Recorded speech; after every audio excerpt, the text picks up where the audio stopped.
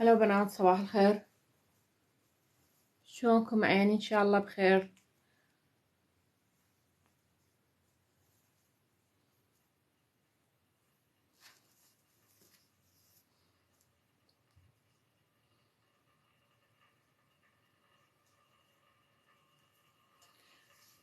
يا الله، اللهم صل على محمد وآل بيت محمد.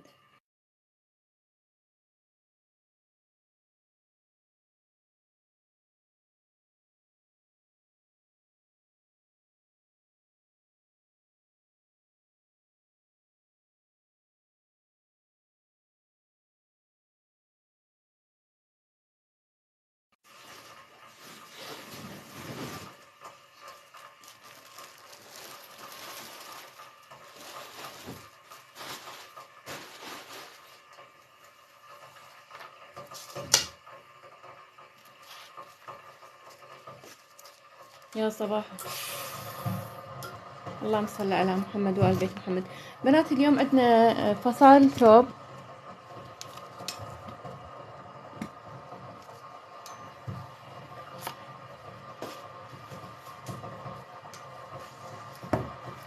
هنا زبونة مطيتنا قدر، راح نشتغل على القدر ضبط.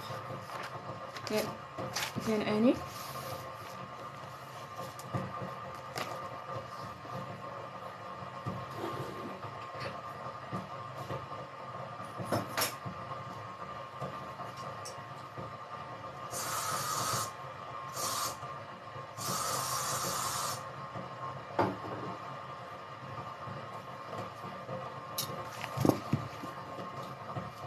هنا بنات، هلا وسر، صباح الخيرات، هلا يا قلبي.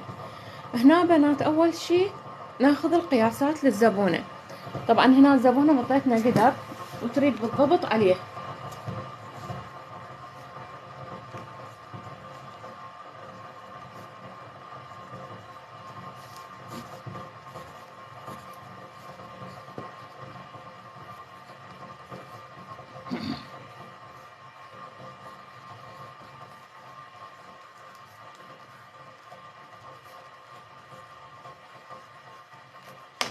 هنا مدام الزبونة مطيتنا قدر، احنا لازم نشتغل القدر ضبط. عندي قطعة شتائية واريد نفنوف شوية، واني وزني 80 وقياسي اكسين لارج. وزنك 80 يعني حلو وزنك، يعني قياساتك حلوة قصدي، العفو.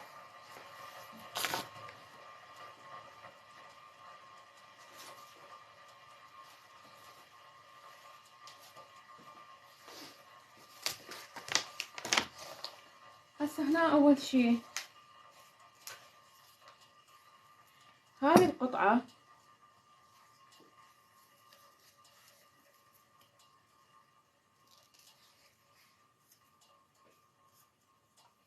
آه. هسه اول شي ناخذ قياسات الزبونة. قلنا مطيتنا قدر واحنا راح نشتغل على القدر ضبط. زين عيني، صباح الانوار.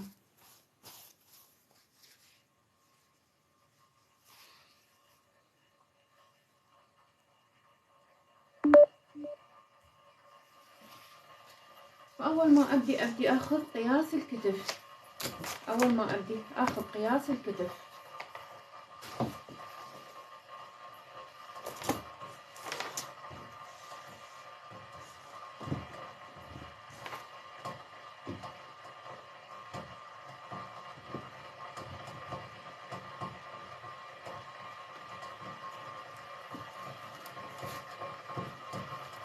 هذه أول ما أبدي.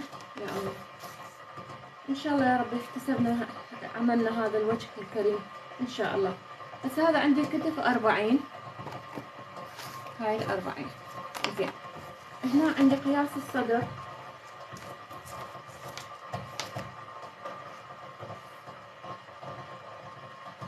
هسه هذا 55.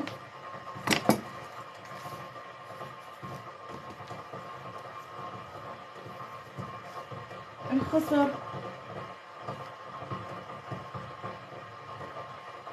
48. الظرف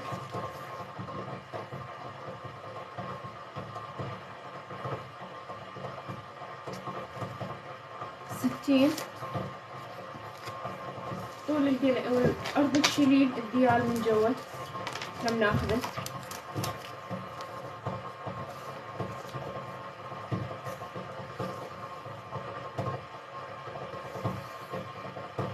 هاي 106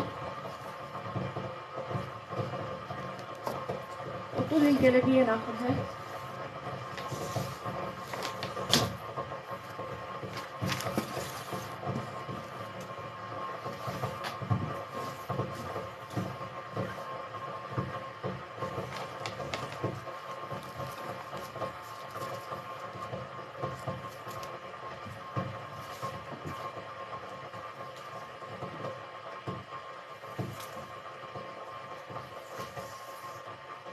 ها 146. هاي الزبونة منها كلش طويلة. ها 146. وهنا عندنا طول الردان.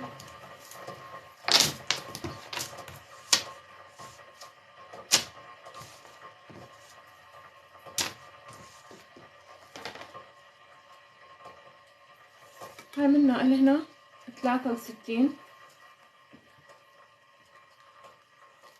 أرض الردن من هنا 12.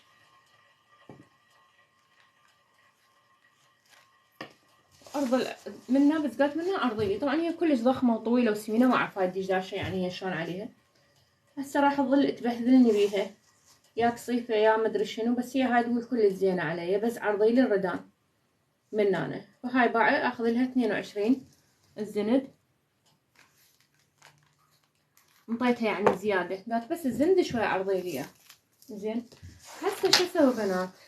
ها وش تريدها؟ تريدها من هاي حفرة التفاحة، حرسم لكم اياها الموديل. تريدها فتحة كبيرة الصدر، راح ارسم لكم اياها. تريد الصدر بنات حفرة كبيرة تفاحة، وشنو هنا لاستيك. يعني شنو اكو قولوا وياي. وهنا الردن عاد لبوري وهم لاستيك هنا زين عيني ومخصرة مثل ما تشوفون وكلوش. لازم اكو هنا شنو؟ لازم اكو قصة هنا، لازم زين عيني لازم اكو قصة حتى نسوي هذه الخرطة هاي مالتنا. زين عيني هسه تعالوا وياي شوف اما نفصله ايدي برجل. فصال البنطلون ماكو عتلي.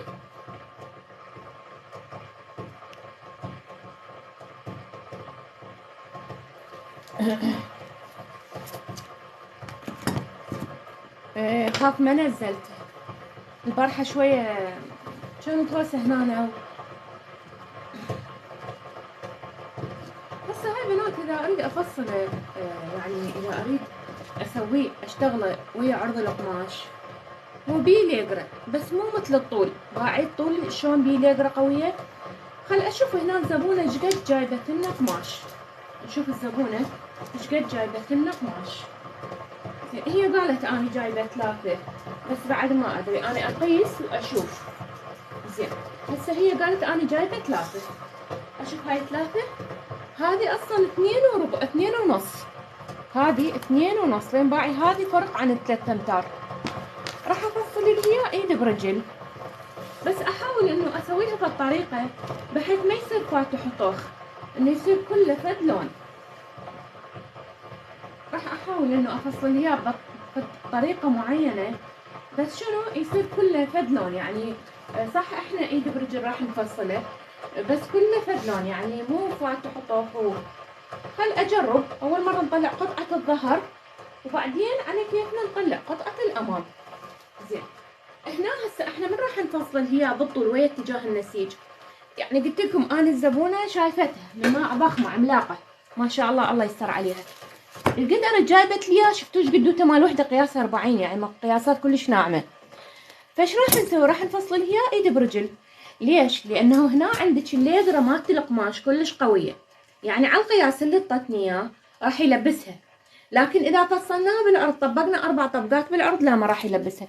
راح تظل رايحه جايه عليه يا قصيف يا قصير يا قصيف يا قصير. فانا ايش راح اسوي؟ راح اطبق لها 4 طبقات. اطبق لها العفو طبقتين بالطول. حطلع قطعه الظهر وبعدين يعني نحتار بقطعة الأمام شلون راح نطلعها، بس بنفس الوقت إنه إحنا لازم نحافظ على شنو؟ مخمل القديفة لازم كله يكون فد اتجاه. هسه هنا عندي الصدر 55، الربع لأن إحنا خدنا النص، إحنا نريد الربع 27.5، والخصر 48 يعني هنا 2 24، والورك 60. زين حتى أبدي أشتغل على هاي القياسات.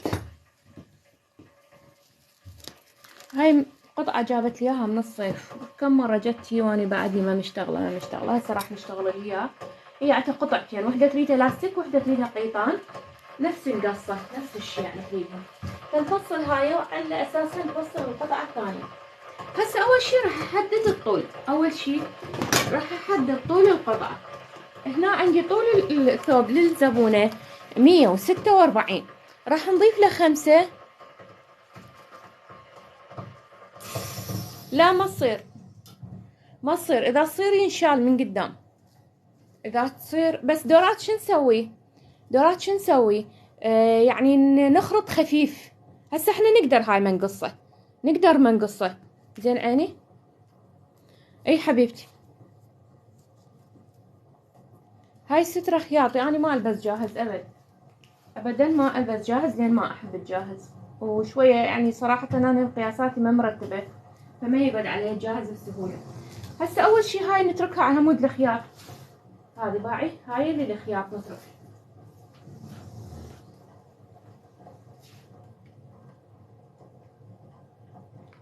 وهذا اللي بيها تطريز مال ماكينة، هذه الماكينة البرادر المنزلي. أنا أحب هاي الفيكات، كلش أحب هاي الشغلات. زين هنا قلنا طول الثوب 146، راح أضيف له 5 سنتيم راح يصير 151. أجي أثبت 151 من هنا لهنا، هذه 150 هاي 151، هاي لهنا. أول شي حددنا طول الثوب، وهنا طبعا هم نقدر نسوي بدون قصة، بس نخرط خرطة خفيفة باللاستيك بس اسم، ونقدر نسوي لاستيك ونسوي خرطة كبيرة. زين هنا عندنا الكتف قلنا 40، ضفنا له سنتيمين صار 42، نص ال 42 21. إذا من هذا الخط منا لهنا راح ندخل هذه ال 21. زين عيني هاي ايش حددنا الكتف، تمام واضح. زين هنا راح ادخل 8 سنتيم منا لهنا 8 سنتيم. هذا بنات ما عليكم بيه، هذا راح يتخيط يعني يبقى بالظهر، بس احنا من هذا الخط ولغاية نشتغل قياساتنا. هنا راح ننزل 4 سنتيم وراح نجي نوصل بهالشكل الحفرة، منا راح ننزل ميلان كتف 4 سنتيم وراح نجي نوصل بهالشكل. زين عيني بعدين وهنا من بعد الميلان هذا قلنا ما علينا بيه، هذا راح ينقص وينذب ما علينا بيه. من بعد الميلان راح انزل 20 سنتيم مقدار نص الكتف الاصلي للزبونة. واحنا هاي الملاحظة تشوفون بكل بث نعيدها، ايش قد الكتف الاصلي للزبونة تنزلين بمقدار نصه من بعد الميلان حتى تحددين حفرة الصدر او حردة الابط اذا ويانا من غير دول. زين عيني هنا عندي ربع محيط الصدر 27.5، فاني اسويه 28. مدام قالت لي عرض الردن لازم اعرض شويه الصدر، فهذه ال 28 لهنا. زين عيني هنا قلنا نطلع 3 سنتيم، هذه المسافه عندك تقسميها بالنص تدخلين نصف سنتيم. هسه توصلين بين هاي النقطه وهاي النقطه وهاي وبين راس الكتف باستداره حفره الابط راعي بهالشكل، تسوين دوران وهذا اسهل ما يكون. زين عيني اجي هسه اريد احدد الخصر، من اعلى نقطه بالكتف انزل 40 سنتيم احدد مكان الخصر اللي هو هذا. هنا عندي ربع محيط الخصر للزبونه 24، وهاي منا لهنا هاي 24 واوصل بخط. زين اجي اريد احدد الورك، بما ان الزبونه طويله طولها من اعلى نقطه بالكتف الى اخر نقطه بالقدم اكثر من 140، اذا راح ننزل 21 سنتيم من نقطة الخصر هاي منا لهنا، ننزل 21 سنتيم راح نحدد مكان الورك. باعي نزلت 21 سنتيم حددت الورك. هنا عندي ربع محيط الورك 30، فاجي منا لهنا أأشر هذه 30 واحنا حتى الشليل اخذنا الهياء، الشليل هو الذيال، ذيال القطعه. باحث قريت بالتعليقات يقول شنو الشليل، احنا بالعراق نقول شليل او الذيال مالت القلبيه. النص عندي 53، فمن هنا لهنا هاي 53. زين هسه اجيب المسطره مالتي اخليها بهالشكل، هذا الخصر وهذا الورق وهاي نقطه الذيال اللي محددتنا بيها الزبونه على القدر اللي اعطتنا اياه.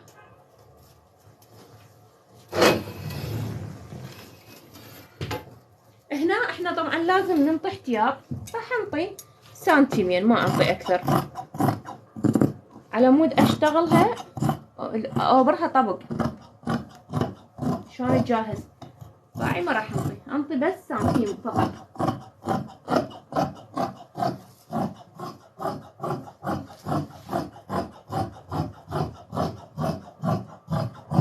ما انطيته هوايه من هنا، راح نشتغلها شلون تجهز اوبر طبق.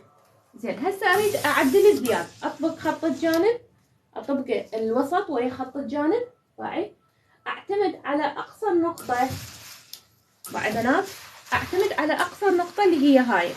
ارجع شو اسوي؟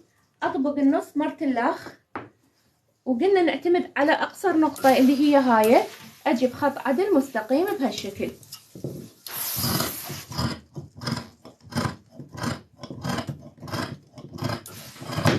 هاي زين عيني.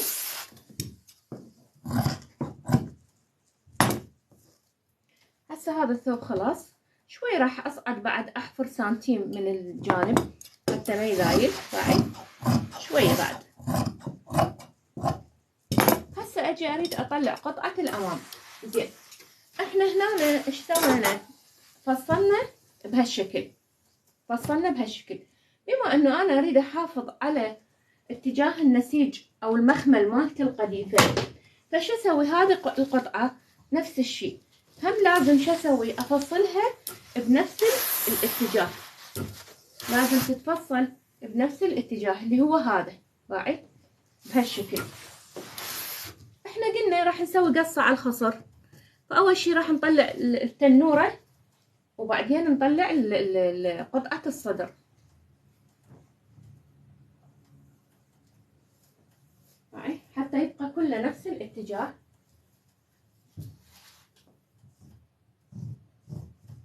حتى تعرفوا هذا اتجاه القذيفة اللي أنا فصلت باعي كله أشرة حتى ما يتخربط عندي، ما يطلع عندي فاتح طاع، يطلع كله نفس الشيء.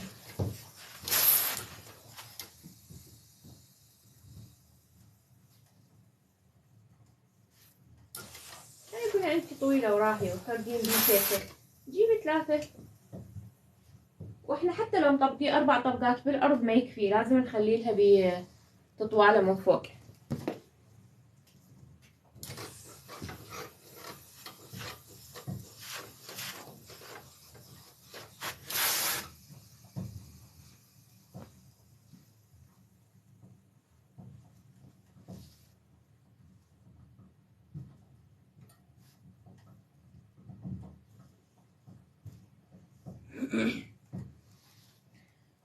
هسه اشوف هاي منها ايش قد نحتاج. هسه هذه 42 كل زين باعي بنات، هذه المسافة اللي راح نخليها تطواله كل زين، هذه 42 كلش اوكي.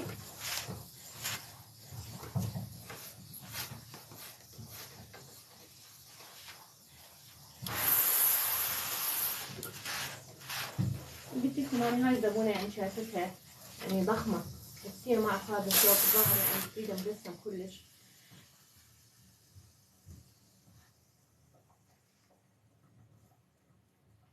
انزلها شوية حتى تصير عندي القصة، واقلل من عرض الذيال الشليل. بعد شوي نزلته بعد حتى يصير 40 البلوز منا لهنا 40 زين عيني. المهم انه انا احافظ على الاتجاه القماش مالتي، قذيفة بيها يعني بيها اتجاه، بيها مخمل.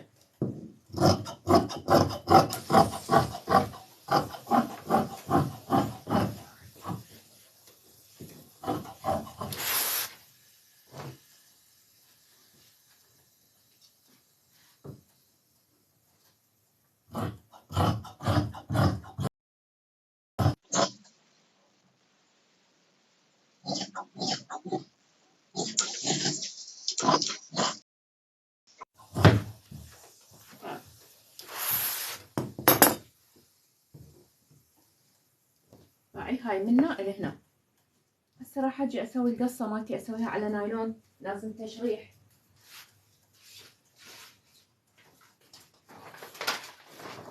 لازم نستخدم طريقة التشريح بنات على مود نسوي فرق اللاستيك. زين عيني، حتى نسوي فرق اللاستيك. هاي الطيف زيادة مال الخياط بنات، هاي الطيف زيادة الخياط. هاي لازم نستخدم طريقة التشريح هنا.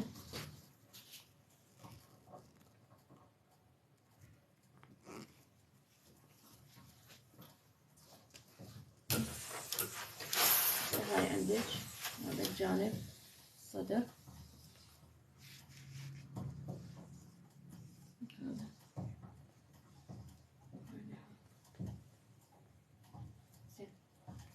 هسه هاي بنات هذا البلوز ضعيف سويته عليه ضبط. واضح عندكم الفصل؟ واضح طريقة الفصل لو ما واضحة بنات؟ واضحة كانت عندكم طريقة الفصل لو بيها صعوبة؟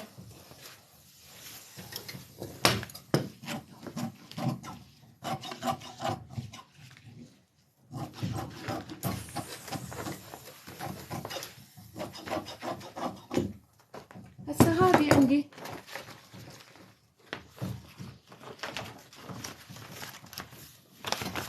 واضح. يلا الحمد لله حتى نكمل.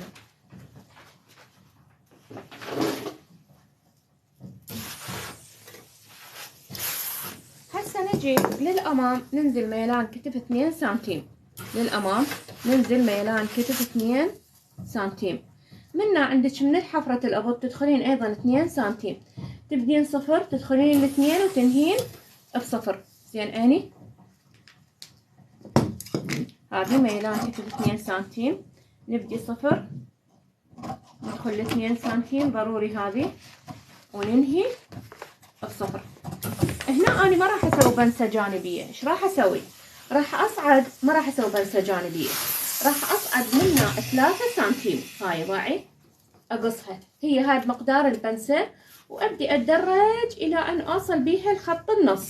باعي هاي عوضت لي البنسة 3 سنتيم، فراح لا إراديا راح يصير عندي جانب الأمام أقصر من جانب الخلف، وهم راح أروح أحفر من جانب الخلف 3 سنتيم مقدار هي هاي اللي تقريبا بنسة.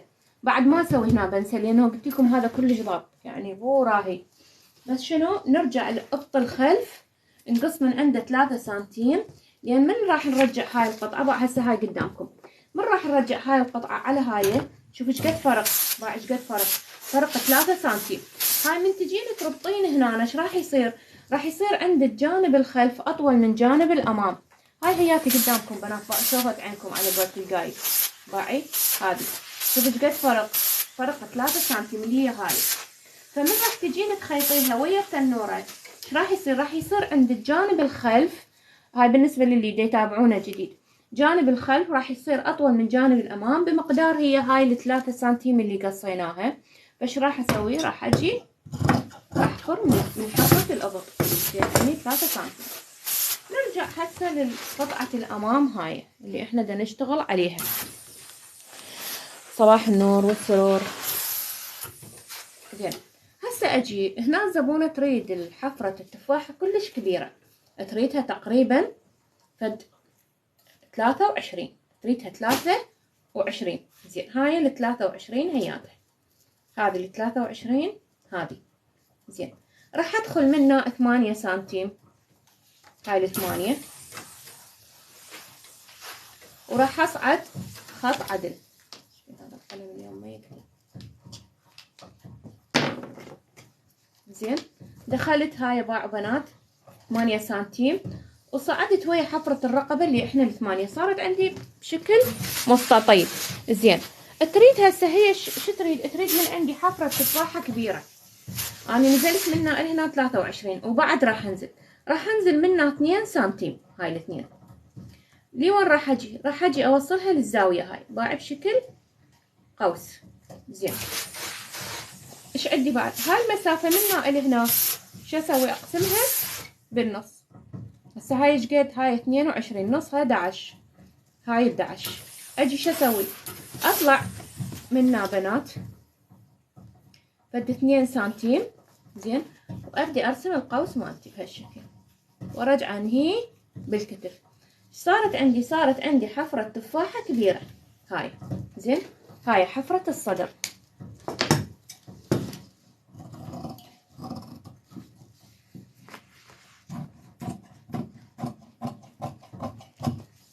هذه بعد شلون صارت كبيرة زين. اني بهالشكل رسمناها زين. هسه شريط هذه المسافة من هنا إلى هنا اسوي لها طريقة تشريح. نسوي لها طريقة التشريح. اولا هاي راح اوصلها لهنا، وهاي راح اوصلها لهنا على مود شنو؟ على مود مالت الخرطة. هي عندها قطعتين، وحدة تريدها لاستيك هي هاي المسافة، ووحدة تريدها قيطان. بعد شلون انفتحت؟ هسه ابي شو اسوي؟ انفذها على القماش.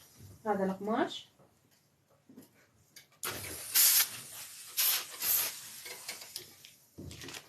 حجي هذا خط النص عندي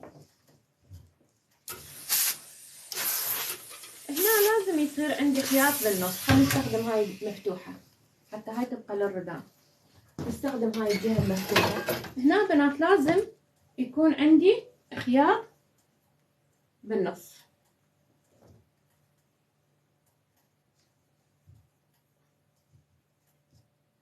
اي شيء عندك بيه خرط او تكسير لازم تستخدمين هاي طريقة التشريح.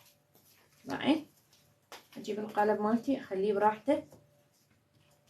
معي هاي المسافة، هاي الفراغات تشوفوها هي هاي مالت فرق الخرطة او التكسيرة. مع بنات هذا الفراغ اللي هو تقريبا هسه اقيس لك اياه قد. واضح مبين عندكم لو لا؟ هذا 7 سنتيم. باعي هاي تقريبا 7 سنتيم. هي هاي مالت اللاستيك زين. عيني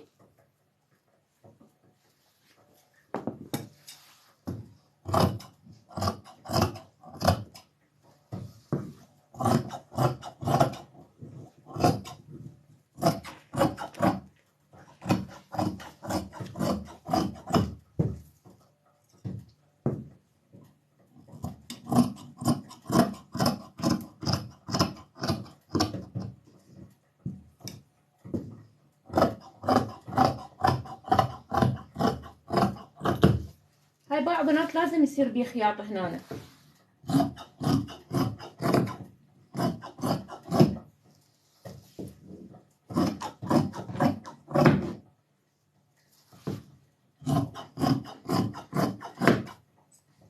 هذا باع بنات هذه هي هاي من تلم راح تصير استحقاق هاي باللاستيكة.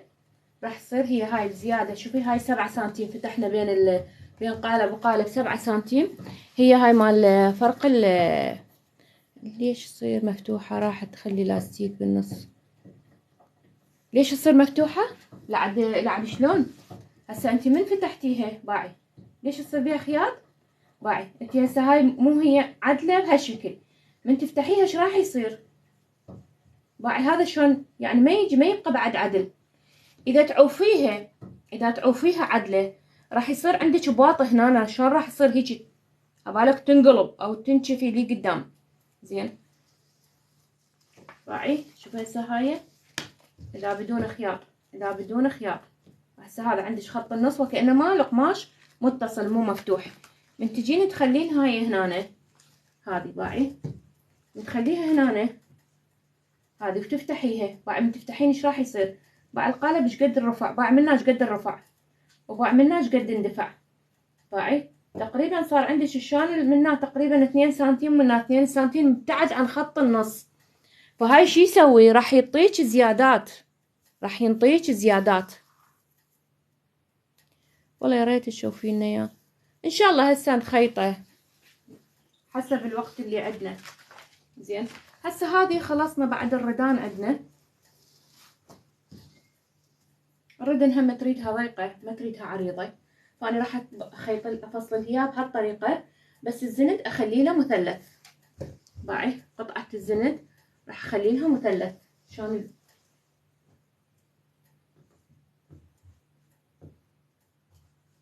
طيب هنا عندنا طول الردن مالتها 62 ونضيف لها 5 راح تصير 67. فهاي منا الى هنا هاي 67.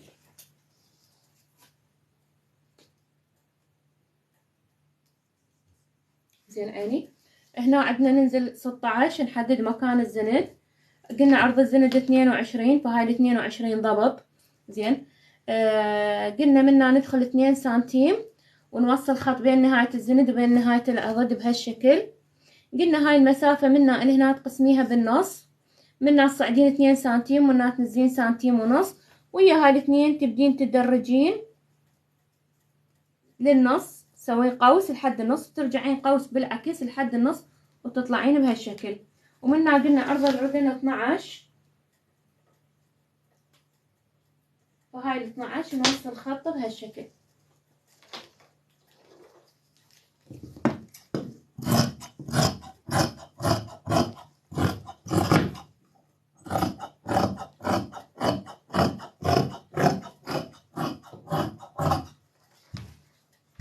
وهنا الردان راح اخلي بيها زايد على مود اللاستيك، راح انطي 5 سنتيم زيادة للطول على مود اللاستيك لان هي رادت بيها لاستيك. زين عيني لازم تنطين زايد، اذا ما تنطين زايد وتبقين على القياس الاصلي راح تصير قصيرة، راح تصعد لها لهنا. فاحنا شو نسوي؟ ننطيها زايد على مود اللاستيك. راح اوصل لها اياه لهنا، والجهة الثانية نفس الشي همنا راح تكون لهنا.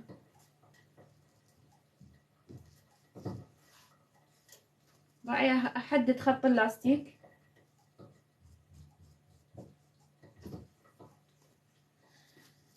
هسه بعد بس نسوي سجاف للخلف وسجاف للامام. هذا الامام عندنا نسوي له سجاف. يعني قلت لكم اني ما احب اسوي قيراج، صدفة ما اخلي قيراجات. هسه هاي اطلع مالت الخياط.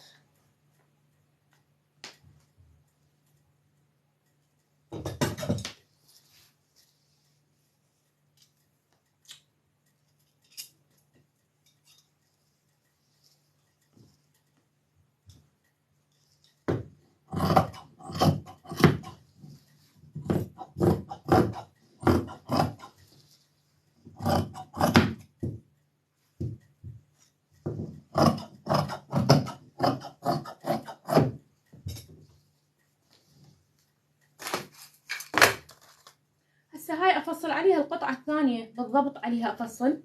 زين عيني. وبعدين اذا ظل وقت نشتغل نخيطها.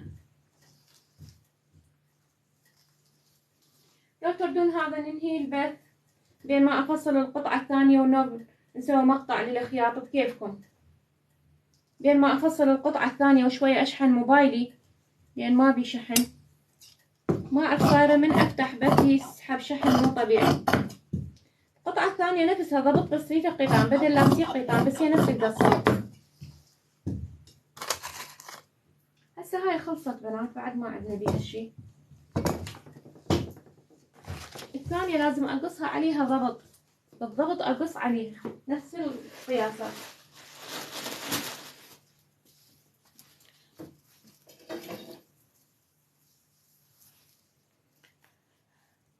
ما اشتغل بناتي ولا اشتغل مال اطفال. يلا بنات خلينا ننهي عيني حتى ننزلكم اياه باليوتيوب بالقناة. اي اوكي، بس افصل القطعة الثانية بين ما اشحن موبايلي يعني 10 دقائق ونرجع نفتح لكم اياه على مود الخياط. يلا.